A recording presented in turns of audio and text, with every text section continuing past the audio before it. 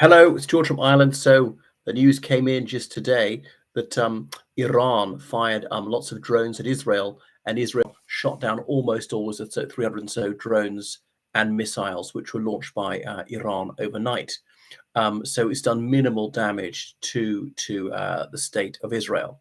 So Israel said that they will counterstrike at the propitious moment. So only a small of them even sort of made it onto to Israeli territory. So the United States helped, and the United States, they shot down some of these drones, partly because the US Navy is in the region, and there are even small US military bases in Israel, have been for decades. The US has found it a useful staging post, certainly to store munitions there in case they're needed in the region, and Israel has done that. Partly it has allowed that, partly to get the US more interested in Israel, in its security, and to view, it is a useful ally. So you'd have US presidents over the decades queuing up to say, oh, we have no stauncher friend in Israel, we'll do anything for them. And in a loyalty contest to do more for Israel than anybody else. The United States has wielded its veto in the United Nations Security Council more than any other permanent member, and wielded it in favor of Israel more than favor itself. It's staggering, despite the fact Israel does almost nothing for the USA. And then the British position on this is perhaps even more puzzling. Not that the United Kingdom should be hostile to Israel, which doesn't take action against the UK, but what has Israel ever done for the United Kingdom? I mean, there's not a major trade partner. It's not a military ally.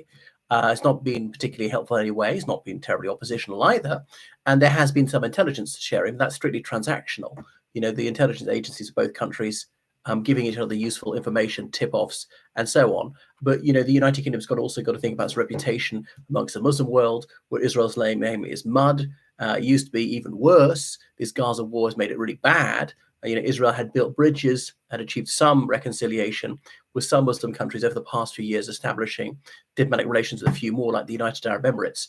But really, killing so many thousands of civilians in Gaza has wrecked all that patient diplomatic work. And it's stunning that actually these countries haven't broken off diplomatic relations with Israel over that.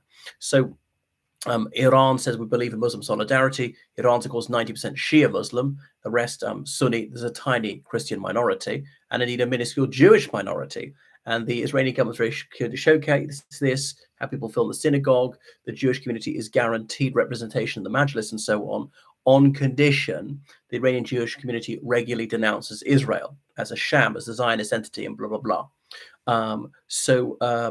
Anyway, the Iranian government can say, we're not anti-Sunni. We're helping the Palestinians, 95% of whom are Sunni.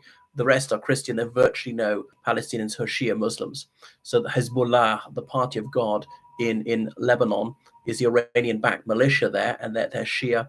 Likewise, the Iranians been fighting to preserve the Assad regime in Syria, successfully fighting. Assad being a secular Muslim, secular Shia Muslim, the Alawi branch of Shia Islam. So why do they do it now? The timing is the fascinating thing, because on the 7th of October, Israel faced a real security crisis. And if Hezbollah and the Iranians attacked then, Israel would have been in danger of being overwhelmed. I don't think the whole country would have been conquered, but would have been fighting like three fronts, and might at that point have had to decide to sue for peace, to make concessions, give some land, pay some compensation, something, withdraw from the Golan Heights, I don't know. But because they're able to largely annihilate Hamas, they're in a stronger position to fend off the Iranians right now. Now, the Iranians did it maybe because they thought Joe Biden wouldn't take Israel's side. But no, the day before he said, cast iron guarantees we will do anything to save Israel. Because, in the United States, you often have to be a goody-goody Zionist, whether you're a Republican or a Democrat. And Netanyahu administration's crimes in Gaza was so egregious, even President Biden, who for decades has advocated anything Israel has done, found himself resiling from the massacre of civilians. Even he blanched to what was being done. The starvation of over 2 million Palestinians in Gaza was coming up. And now food aid has been brought largely by the United States. Even Israel's been shamed into allowing more food convoys. Now, not all Israelis are bad, far from it. And there are many morally courageous Israelis who said, come on, human rights of Palestinians, Judaism is all about the sanctity of human life, and we cannot be killing all these civilians, and we must not be cutting off food aid, medicines, drinking water, and so on. So Netanyahu has had to backpedal, and my goodness, it's been going about 6 months, this war. He says he shan't rest until every last member of Hamas is dead. But if that were the case, he'd have to bomb Qatar. Is he going to do that? A country with which he's got diplomatic relations, because of course that's really the HQ of Hamas. And the funding comes from the Qatari government, which has got fairly good relations with Western countries. So it's all very nebulous. So yeah, no doubt Israel will strike back at Iran. Of course, Israel and Iran don't have a common border. In between, there's Jordan and Iraq. So there could be air raids, missiles fired, because the Israeli Navy get all the way around to the Arabian Gulf, fire things from there. There's a proxy war between Saudi Arabia and Iran in Yemen, the Houthi rebels being the Shia minority, and the Saudis have been fighting them for years to back up the Yemeni Sunni majority. And there had been some conciliation between Riyadh and Tel Aviv in recent years. Would Saudi Arabia even recognize the Jewish state? Well, any chance that's been scuppered now by what Netanyahu's been doing to the Palestinians in Gaza. So, Mohammed bin Salman cannot be seen to be kissing and making up with Israel after what they've done to their fellow Arabs and indeed Sunni Muslims.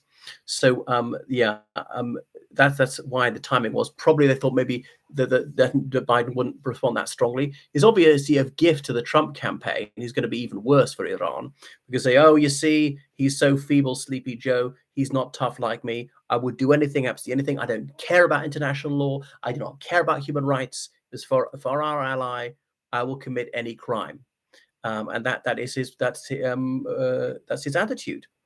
Trump's attitude, supposedly tough. What's really tough is to uphold international law, to actually be merciful, to fight, but within a certain ethical limits. When people are saying that you're a wimp, if you've got any common humanity, if you recognize the Palestinians as humans at all. Now, the United Kingdom getting involved in this, I mean, it's bizarre in a way. Conservative Party, well, the Conservative Friends of Israel is very influential within the party. I believe I'm right in saying that most Conservative MPs are members of it. And if you do, you get flown business class to Israel, put up in a 5-star hotel, taken on tours to see everything the Israeli government would like you to see, hoping that this will make you sympathetic to them, and it largely successful. But having said that, if you join Conservative Friends of Israel, you tend to be Zionist anyway. And there is a Labour Friends of Israel, but it's much, much smaller. There's even a Lib Dem one, and so on. No other government disperses quite so much money on these junkets. Now, admittedly, most Conservative MPs are multimillionaires, could easily afford it themselves, but they're quite pinch penny, and they certainly don't object to someone else picking up the tab. Well, we shall see. So I think that the UK should not have got involved. The Republic of Ireland, happily, we won't get involved. Partly we've got a tiny military. It's very far away, and we know our size. We're sort of puny militarily. The United Kingdom, obviously, is not tiny militarily, but it's much weaker than it used to be. It's crazy to get involved. It's actually just not Britain's problem. The UK has enough problems of its own. Why not sit this one out for a change? Israel can look after itself, and what's Israel going to do in exchange? Why provoke the Iranians?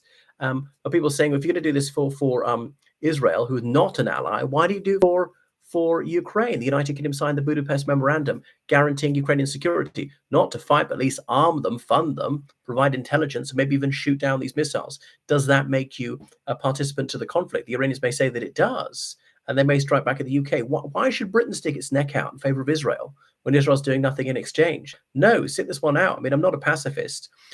It's not as though the Israeli government has never done anything wrong to its neighbors, still illegally occupying a bit of Lebanon, still illegally occupying the Golan Heights in Syria. You might say, well, there are reasons for that, and maybe that's true.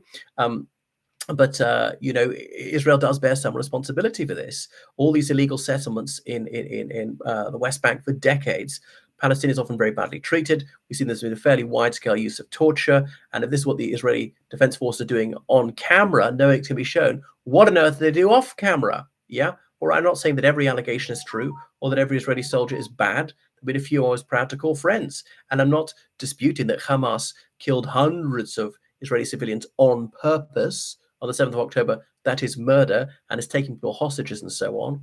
But, I can't say that one side is entirely pure and the other one's entirely evil. It's not like that in virtually any conflict. So the UK should stay out. It just doesn't have the numbers. It doesn't have the capability. And there's a possibility of being dragged into the war when the military has got this recruitment crisis, has just got very little equipment, has been underspending, is saying, who will raise military spending when the economy will allow it? You need to do it now. Russia's attacking Ukraine now. And if they get through Ukraine this year, as they might do, they won't stop there. We know that. Anyway, it's just madness of the United Kingdom to be piling into this Middle Eastern conflict. Have we learned nothing? I supported the liberation of Iraq. I supported the liberation of Afghanistan. But these are quite different situations. And those were not entirely successful. And the UK military was far larger in those days than it is today. Anyway, stay out. Right. Thank you for watching. Goodbye, everyone. Please subscribe on Patreon and donate on PayPal. Toodaloo.